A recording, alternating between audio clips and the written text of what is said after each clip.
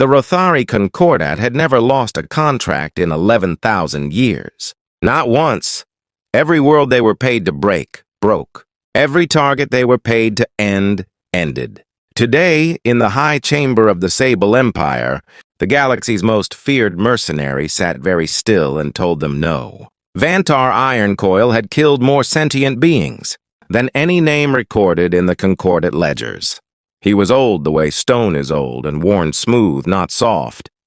His right hand rested on the table, 3 fingers missing, replaced with something that didn't quite match his skin tone. He never had it fixed.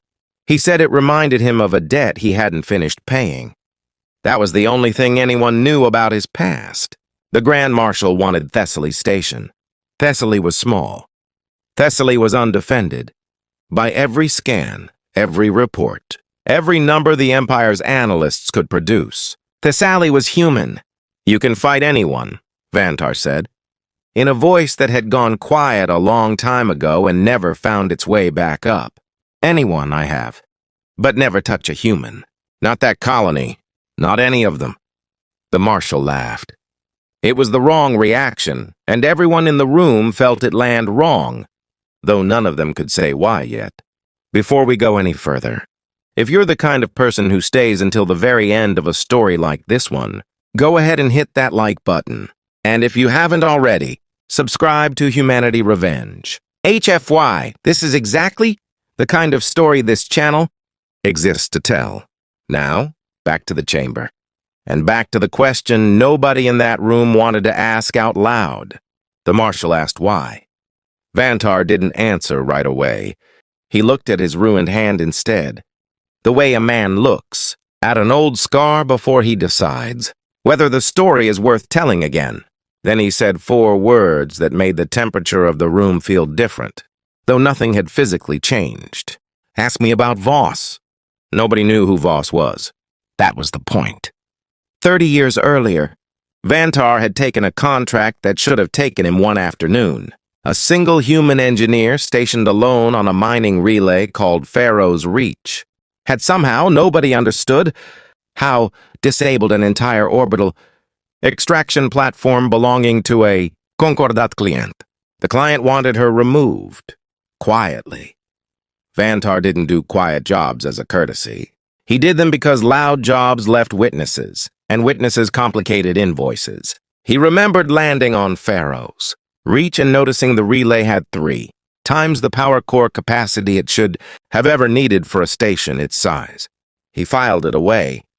He didn't ask why. There would be time for why later. There is never time for why later. That's a lie people tell themselves right before the story changes shape. Her name was Sergeant Elena Voss. She was 31 years old, though something in the way she moved suggested she'd already lived through several lifetimes, worth of waiting rooms and worse news. She kept a photograph taped to the wall of her small quarters, a woman and a child, neither of whom Vantar ever asked about, because some things a person keeps are none of your business, even when you've come to end their life. Vantar found her in the relay's engineering bay, not hiding, not armed, sitting at a console with a mug of something long gone cold beside her hand. She didn't look up right away. When she did, she didn't look afraid. She looked like she'd been expecting somebody, and was mildly disappointed it had taken this long. "You're the one they sent," she said. Not a question. He told her yes. He told her it would be fast. He had said this line 1,406 times in his career. By his own count, and every time, it worked exactly the way it was supposed to. She nodded slowly, picked up the cold mug, and drank from it anyway. That was the wrong reaction. He'd seen fear. He'd seen anger.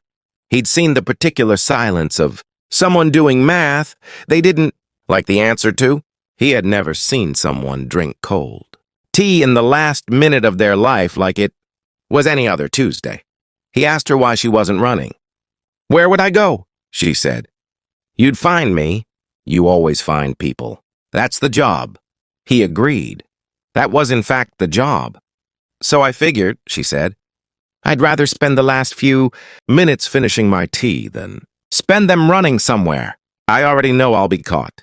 If you've been following Humanity Revenge HFY for a while, you already know that humans rarely accept the choices they're handed. This was one of those moments, the kind the archives would later file under a name nobody had agreed on yet, because nobody who survived it wanted to be the one who named it. Vantar had killed philosophers who begged. He had killed soldiers who fought until their last breath. He had killed children of powerful men who screamed the whole way down. And he had felt nothing, because feeling nothing was the entire architecture of what he had built himself, into over 4 centuries of contracts. He stood in that engineering bay and felt, for the first time in longer than he could measure, something crack. She finished the tea.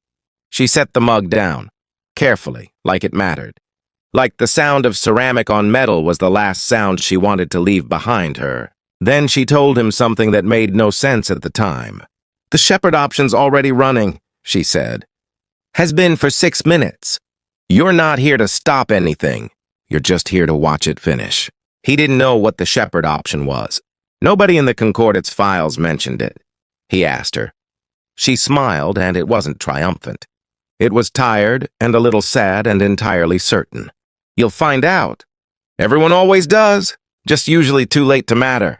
Here's the part of the story that took Vantar 3 decades to fully understand, and it's the part that made him refuse the Marshal's contract on Thessaly. Pharaoh's Reach hadn't been undefended. It had been waiting. Humans had built the Shepherd. Option 40 years before that day and never told a single outside party it existed. Not their allies, not their enemies, not even most of their own command structure. It wasn't a weapon. It was patience, engineered into hardware. A slow, silent contingency that activated the moment someone tried to take something from them by force. And by the time anyone noticed it running, it had already finished most of its work. The extraction platform the client wanted. Destroyed hadn't been sabotaged by Voss at all.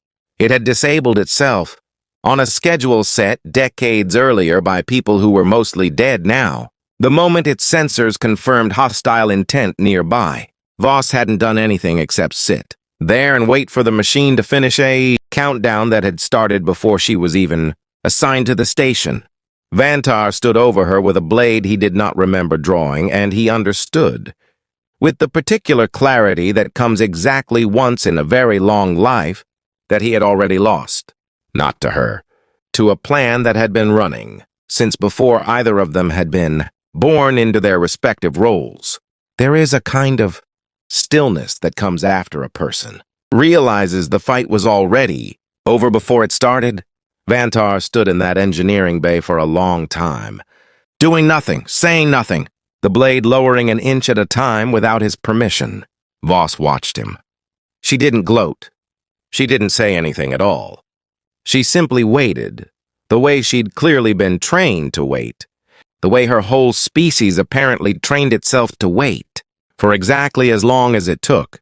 He left. He didn't kill her. The client never got their answer, and eventually stopped asking, because the people who ask too many questions about the Shepherd option have a habit of disappearing quietly from Concordat business entirely. Vantar took no payment. It was the first contract in his 400-year career he walked away from unfinished. And it cost him something he never fully priced out. Not credits, not reputation, something closer to certainty. Now, back in the high chamber, decades later, the Marshal wanted to know what any of this had to do with Thessaly Station. Vantar told him the truth. Thessaly wasn't undefended because the Empire's scans were wrong. Thessaly was undefended because it didn't need defending in the way anyone here understood the word.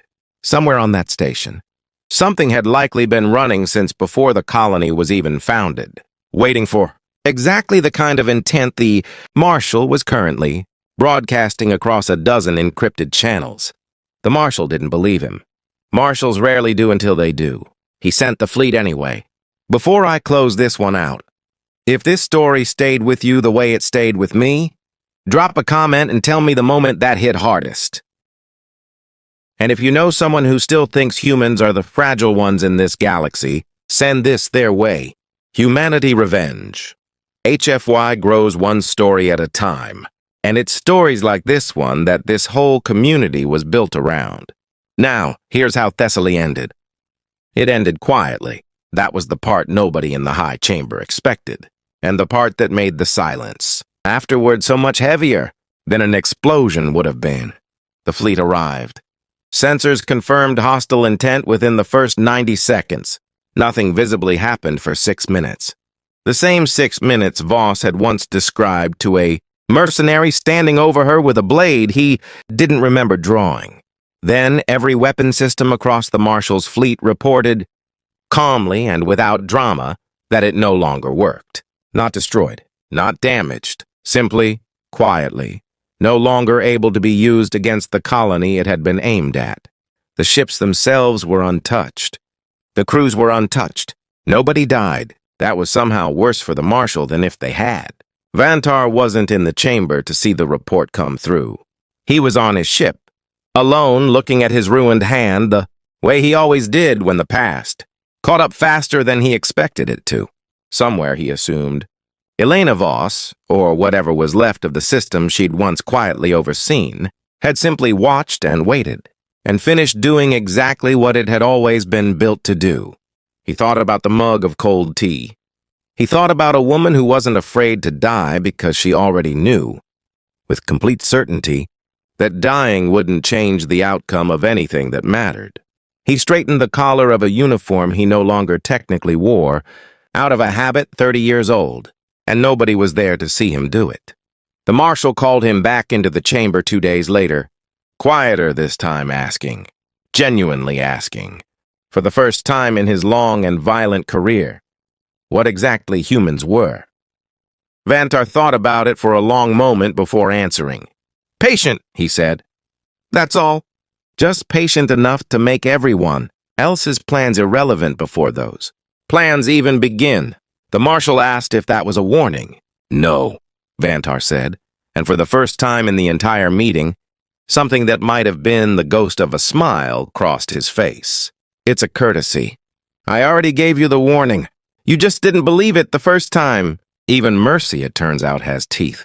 You just have to be patient enough to see them.